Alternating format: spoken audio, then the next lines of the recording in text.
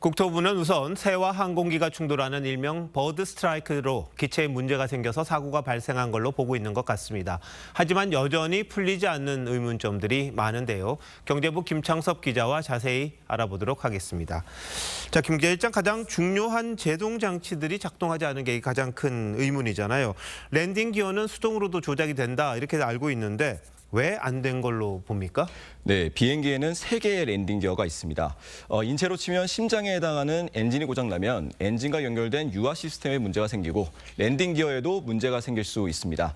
하지만 랜딩 기어에는 별도의 유압 시스템이 또 있어서 양쪽 엔진이 모두 꺼지더라도 작동이 가능합니다.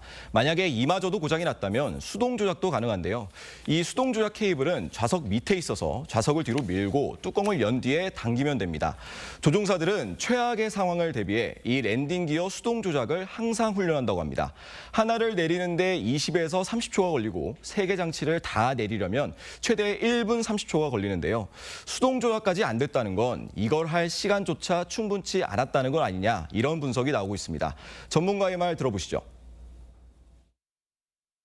시간이 없어가지고 그냥 랜딩 기어를 내리는 시간보다 조종사들이 조종안을 잡고 조종에 집중했을 수도 있어요.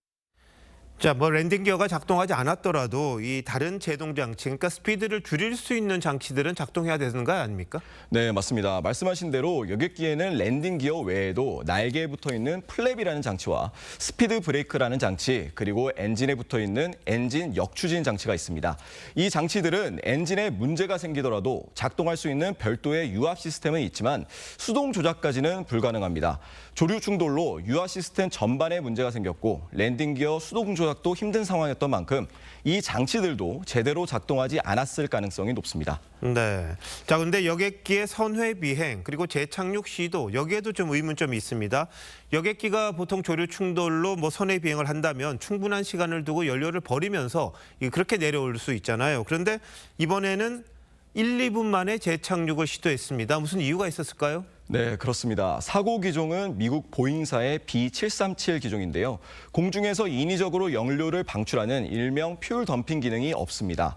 때문에 선의 비행을 충분히 해서 연료를 소진한 뒤에 내려와야 했는데 곧바로 재착륙을 시도했습니다. 이 부분도 시급하게 착륙했어야 하는 상황 아니었나 하는 분석들이 나옵니다. 네, 활주로 이번에 보니까 3분의 1 지점에 내렸던 거 이것도 같은 이유일까요? 네, 그렇게 추정하고 있습니다. 자, 그리고요. 만약에 동체 착륙을 하는 경우에 보통 소방차가 대기하죠. 그리고 활주로에는 마찰로 생기는 화재를 막기 위한 무슨 약품 같은 걸 뿌린다던데 이번에 그런 조치가 있었습니까? 네, 소방차는 대기했지만 약품은 뿌려지지 않았는데요.